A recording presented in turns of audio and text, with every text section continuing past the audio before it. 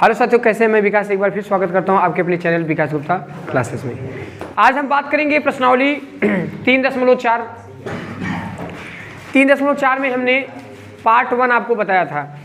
Part 1 में हम लोगों ने विलोपन विधि द्वारा समीकरण को हल करने के लिए सारी कॉन्सेप्ट को समझा था।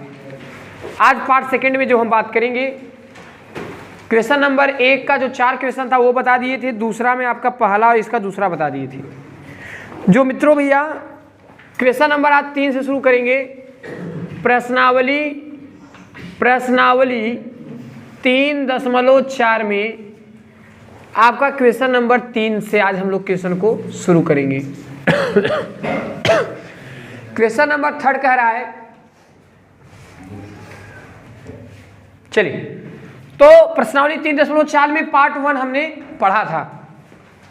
पार्ट 1 में हमने ये बात किया था कि विलोपन विधि द्वारा हम कैसे सॉल्व करते हैं, विलोपन विधि में कैसे हम लोग किसे मल्टीप्लाई करते थे, कैसे क्या करते थे, ये सारी जानकारी मैंने आपको दिया। पार्ट 1 में हम लोग ये सारी चीज़ें बात कर ली थे। क्वेश्चन नंबर 2 का पहला और दूसरा भी मैंने आपको बता दिया था। आज तीसरा वाले से बात करेंगे और ये आपका पार्ट 2 होगा। तो 3rd नंबर क्वेश्चन में कह रहा है कि 2 अंकों की संख्या के अंकों का योग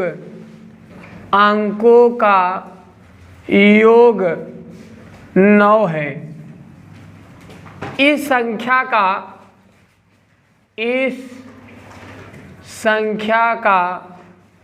9 गुना संख्या के अंकों को पलटने से बनी संख्या 2 गुना है। तो वह संख्या ज्ञात करिए। देखिए आपके पास बुक तो होना चाहिए भैया, सबके पास। वह संख्या ज्ञात करो। बुक आप लोग लेके बैठा रहे करिए। ये तो हेल्प करने के लिए मैं जल्दी नोट कर देता हूँ फास्ट, ताकि आपको यहाँ से भी समझा सके। देखिए यहाँ कह रहा है 2 अंकों की संख्या, अंकों का योग 9 है। माना पहली संख्या बराबर x और दूसरी संख्या बराबर y। केस फर्स्ट की बात करते हैं सर। केस फर्स्ट में कह रहा है मित्रों कि 2 अंकों की संख्या के अंकों का योग 9 है। यानी पहली संख्या x, दूसरा 2 और ये दोनों मिला के आपका कितना हो जाएगा 9। ये होगा आपका, हो गया समीकरण नंबर 1। आगे बढ़ते केस नंबर 2 की बात कर लो। केस नंबर 2 में कह रहा है इस संख्या का 9 गुना, यहाँ देखिए 9 गुना, ठीक है। संख्या के अंकों को पलटने से बनी संख्या का 2 गुना, यानी यहाँ मैंने लिख दिया 10y + x और यहाँ लिख देंगे 10x + y, यानी इकाई दहाई, इकाई में 1 से गुणा, दहाई से 10 में। यहाँ पलटे बदले हैं ना, यहाँ कह रहा है इस संख्या का 9 गुना संख्या के अंकों को पलटने से बनी 2 गुना है। ये देखिए सिंपल, माने पहली संख्या इकाई, ये हो गया दहाई, ये ओरिजिनल संख्या, और ये पलट के बना दिया x + 10y। इसका गुणा कर देंगे 10 9y 90y + 9x बराबर 10 दूनी 20x प्लस आ जाएगा 2y। अब इसको इस तरफ भेज दीजिए, इसको इस तरफ, यानी 90y - 2y बराबर 20x - 9x। क्या बात है, 90 में से अगर 2 को हम लोग घटा दें तो ये आपका आ जाएगा 88y बराबर 20 में से 9 जाएगा 11x और 11 8 88, यानी बच्चों 8y बराबर आ गया x। इसी को हम लोग लिख सकते हैं x = 8y, समीकरण नंबर 2। अब यहाँ लिखेंगे, क्या लिखेंगे?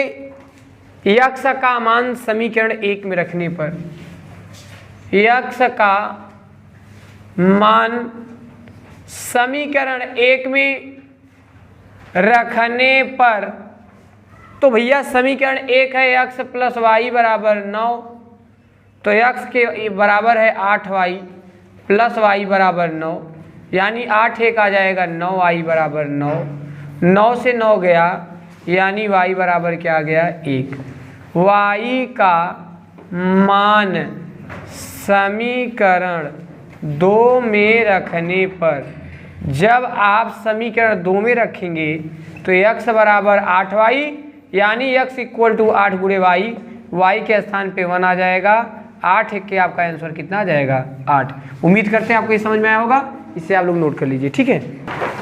चलिए अगले प्रश्न की ओर चलते हैं भैया। अगला प्रश्न कह रहा है आपके बीच में, कह रहा है कि मीना 2000 निकालने के लिए 2000 रुपये निकालने के लिए बैंक गई, ठीक है, जाना भी चाहिए। उसने खजांची से 50 रुपये तथा 100 रुपये के नोट देने के लिए कहा। अच्छा, कहीं ज़रूरत भी होगी, 50 रुपये या 100 रुपये का नोट किसी के घर में ज़रूरत पड़ जाती है, शादी विवाह पड़ रहा है तो 50 की करेंसी चाहिए, 100 की करेंसी चाहिए, ऐसी ज़रूरत पड़ जाती है, इसमें स्वाभाविक सी बात है। तो 50 रुपये तथा 100 रुपये की नोट देने के लिए कहा, और आप अपने यहाँ अगल बगल बैंक से कह दीजिए तो झगड़ा हो जाता है, जो दे थे ले लीजिए, नहीं तो नहीं लेगा। तो मीना ने कुल 25 नोट प्राप्त किए हैं। आपको मानना पड़ेगा, माना 50 रुपये के नोट जो है मान लीजिए यक्स, और 100 रुपये के बेटा जो नोट होंगे वो मैंने क्या मान लिया वाई। आ जाइए केस नंबर फर्स्ट, और केस फर्स्ट है ही, आइए पढ़ेंगे। मीना ने कुल 25 नोट निकाले हैं, यानी उसमें 50 और 100 दोनों को मिला के कितने नोट हैं 25। एक तो इक्वेशन आपका यहाँ बन गया, एक इक्वेशन मैंने यहाँ से उठा लाया, सिंपल सी बात थी। सेकेंड वाले इक्वेशन की तरफ बढ़ते हैं। 100 रुपये, 50 रुपये तथा 100 रुपये के, 50 रुपये माने 50x, यहाँ लिख देंगे केस नंबर सेकेंड। यहाँ कह रहा है 50 रुपये के यक्स 100 रुपये के बराबर 2000 रुपया का यहाँ निकालना है। कितने नोट निकलेंगे? अब यहाँ आप 50 को ले लीजिए कॉमन, यानी यक्स प्लस 2y बराबर आ जाएगा 2000, 0 से 0 गया यानी 5 चौक 20, 40 आएगा। X plus 2y equal to आएगा 40, समीकरण नंबर 2 लिख देंगे। समीकरण 2 में से 1 को घटाने पर, समीकरण 2 में से समीकरण 1 को घटाने पर समीकरण 2 आपका हो जाएगा यक्स प्लस 2y बराबर 40। समीकरण 1 आपका x minus x plus y बराबर 25। यहाँ माइनस माइनस माइनस, 2 में से 1 जाएगा y बराबर, ये 10 हुआ, 10 में से 5 जाएगा 5, यहाँ बचा 3, 3 में से 2 जाएगा 1, यानी 100 के 15 नोट निकाले हैं। y का मान समीकरण 1 में रखने पर तो समीकरण 1 आपका है बच्चों यक्स प्लस वाई बराबर 25, यानी यक्स प्लस वाई बराबर 15 बराबर 25। ये उस तरफ भेज दीजिए तो यक्स बराबर 25 माइनस 15, तो यहाँ आ जाएगा यक्स इक्वल टू 5 में से 5 जाएगा 0, 2 में से 1 जाएगा 10, यानी 10 नोट 50 का है और वह यहाँ 100 रुपये के जो नोट है 15 हैं। दोनों जोड़ के देखा हो, अगर y माने 100 का नोट 15 हो माने 1500 रुपया ऐसे ही हो गया, 10 नोट 50 का है माने 500 रुपया ऐसे ही हो गया, अब 15 5 कितना हो गया 2000 रुपया। इनका मतलब यह है कि हमारा आंसर भी क्या है बिल्कुल सही है, नोट कर लीजिए। चलिए अगले प्रश्न की ओर चलते हैं भैया। अगला वाला प्रश्न आपके बीच में कह रहा है किराए पर पुस्तकें देने वाले पुस्तकालय का प्रथम दिन एक नियत किराया है और अतिरिक्त किराया है। बहुत बढ़िया क्वेश्चन है। सबसे पहले यहाँ लिखेंगे माना नियत किराया बराबर x और अतिरिक्त किराया बराबर हमने मान लिया y। केस नंबर फर्स्ट, फिर देखिए वही कहानी शुरू। प्रथम 3 दिनों का एक नियत किराया है तथा उसके बाद प्रत्येक अतिरिक्त दिन का किराया है। सरिता ने 7 दिन माने x + 7y। इसको लगाने के 2 तरीके हैं। बहुत लोग क्या करते हैं, इसमें से 3 दिन इधर डाल लेते हैं, क्योंकि इसमें कहा है 3 दिन अतिरिक्त 3 दिनों का एक नियत है, तो लोग कम कर लेते हैं, फिर भी आ जाएगा। ऐसे भी लगाओगे फिर भी आ जाएगा। x + 7y 7 दिनों तक एक पुस्तक रखने के लिए 27 रुपया देता है, समीकरण नंबर 1। फिर आगे बढ़ते हैं, जबकि सुशी ने केस नंबर सेकंड में कह रही है एक पुस्तक 5 दिनों के लिए माने x + 5y 21 रुपया पे करती है, समीकरण नंबर 2।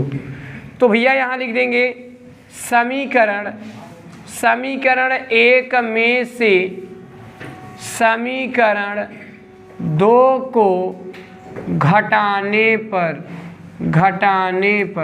समीकरण 1 है x + 7y = 27, समीकरण 2 है x + 5y = 21। 7 में से 1 जाएगा 6, यहाँ आ जाएगा माइनस विदाई। 7 में से 5 गया 2y, यानी 2 तिहाई 6। y के स्थान पे आ जाएगा 3। y के स्थान पे आया 3। यहाँ लिख देंगे भैया y का मान समीकरण कहीं भी रख दीजिए। चलिए 1 में रख देते हैं। 1 में रखने पर तो समीकरण आपका एक क्या है, x + 7y = 27। तो x + 7 × y के स्थान पे 3 = 27। तो x + 7 × 3 = 21 = 27, यानी x = 27 - 21, यानी x = 7 में से 1 जाएगा 6। तो ये आपके क्या आ जाएंगे आंसर। उम्मीद करते हैं आपको ये वीडियो समझ में आया होगा, अच्छा लगा होगा। अगर आपको वीडियो अच्छा लगता है चैनल को सब्सक्राइब करें, लाइक करें, शेयर करना ना भूलें। बहुत बहुत धन्यवाद।